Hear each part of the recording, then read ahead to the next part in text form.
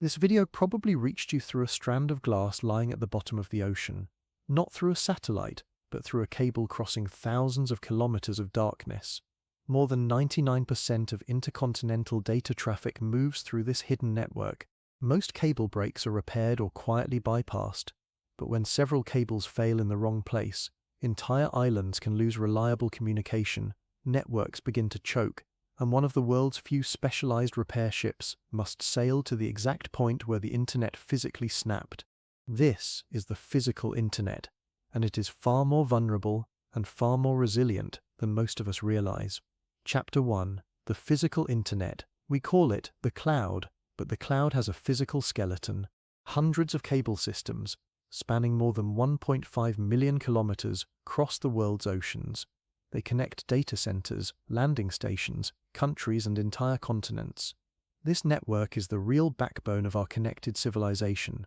It supports financial systems, cloud computing, government communications, international business, and countless services on which modern life depends. Yet most people will never see it. Chapter 2. Inside the cable, inside these cables are hair-thin strands of glass carrying information as pulses of light. Because the optical signal weakens over long distances, powered amplifiers called repeaters are built into the cable approximately every 50 to 80 kilometers.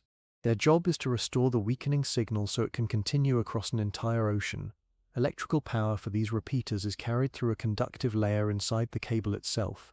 In the deep ocean, a submarine cable may be no thicker than a garden hose. But near the shore, where anchors, fishing trawlers, and coastal construction pose greater danger, it is protected by heavy layers of steel wire armor, and a cable this powerful can be disabled in an astonishingly ordinary way. Chapter 3. When the cables break, cable faults are not rare. Experts estimate that approximately 150 to 200 occur every year.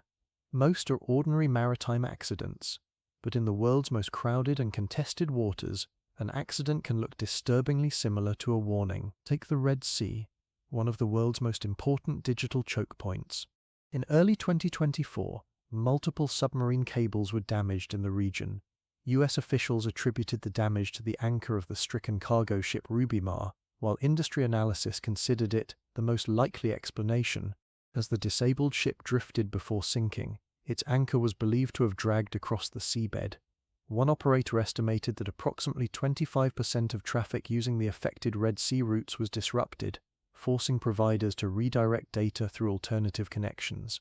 Across the Baltic Sea, repeated damage to telecommunications cables, power connections, and gas infrastructure between 2023 and 2024 triggered criminal investigations and intensified naval surveillance amid fears of deniable hybrid operations.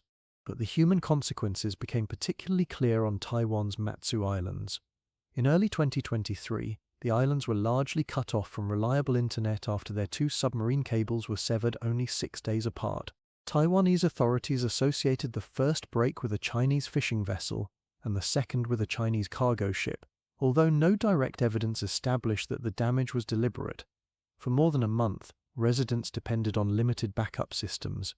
Video services became almost unusable. Calls dropped, businesses lost bookings. Even essential activities such as arranging medical appointments became significantly more difficult. When one major cable fails, the internet does not simply switch off. Network operators work quickly to redirect traffic through surviving routes. For many users, the change may not even be noticeable, but that detour comes at a cost. The remaining cables become more congested. Connections may slow down. Latency, the delay involved in transferring data, increases. And for islands or countries with only one or two international connections, the consequences can be far more serious. The difference between a routine technical fault and a regional communications crisis often comes down to one thing: redundancy. Chapter 4. Ships that repair the internet. When a submarine cable is cut, you cannot simply send out a local repair crew. The world depends on a small and aging fleet of specialized cable laying and repair ships. Around 70 vessels possess the technical ability to perform cable repairs, but only approximately 20 to 25 are formally dedicated or long-term chartered under active maintenance agreements. Just getting one of these ships to a fault can take days or even weeks. The repair mission itself is a marvel of deep ocean engineering. First, engineers at a cable landing station transmit signals through the line to estimate the location of the break. A repair vessel is then dispatched, sometimes sailing for days to reach a remote patch of ocean identified only by coordinates. But locating the break is only the beginning. Once on site, the crew deploys specialized grapples, or, depending on the depth and seabed conditions, a remotely operated vehicle to locate and recover the damaged cable. One end may be brought aboard and temporarily connected to a surface buoy while the vessel searches for the other. Technicians then remove the damaged portion and splice a new section of cable between the recovered ends. Each hair-thin optical fiber must be fused to its corresponding strand and carefully tested. Only after the signal passes inspection is the joint sealed inside a protective housing. The completed repair is then lowered back into the ocean, forming a carefully controlled loop on the seabed. The physical internet is connected once again. Chapter 5. Accident or sabotage. Geography forces both submarine cable routes and major shipping routes through many of the same narrow seas. This creates natural choke points where several critical connections can be exposed to one regional crisis or even the actions of a single vessel. But one of the greatest challenges is attribution. More than 80% of cable faults are linked to human maritime activity, particularly commercial fishing and dragging ship anchors. Most are treated as accidents, but proving whether a suspicious cut was deliberate sabotage or simply a poorly documented maritime incident is incredibly difficult. That ambiguity can be exploited, allowing hostile activity to appear accidental while increasing tensions without clearly crossing the threshold that might trigger a direct response. Chapter 6. Building a resilient internet. The solution is not to disconnect, it is to build resilience. The first principle is infrastructure diversity. Depending on one route is a recipe for disruption, so countries and operators need multiple physical connections through different submarine and terrestrial paths. Resilience also requires better monitoring and faster repair responses. That means tracking vessel activity near sensitive infrastructure, patrolling important cable corridors, improving cooperation between governments and operators, and streamlining complex international permits so repair ships can begin work more quickly. Because preventing damage may not always be possible. Preventing one fault from becoming a crisis is.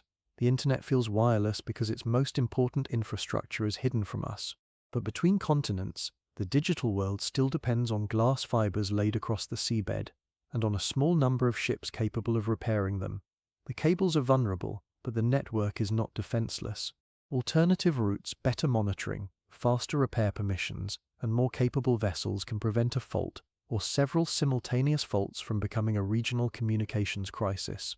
The next time a message, a payment, or a video crosses an ocean in seconds, remember the journey it took, through darkness, across the seabed, inside a cable most of the world will never see, as the Bluewater Arc reveals the hidden systems, ships, and operations that keep the maritime world moving.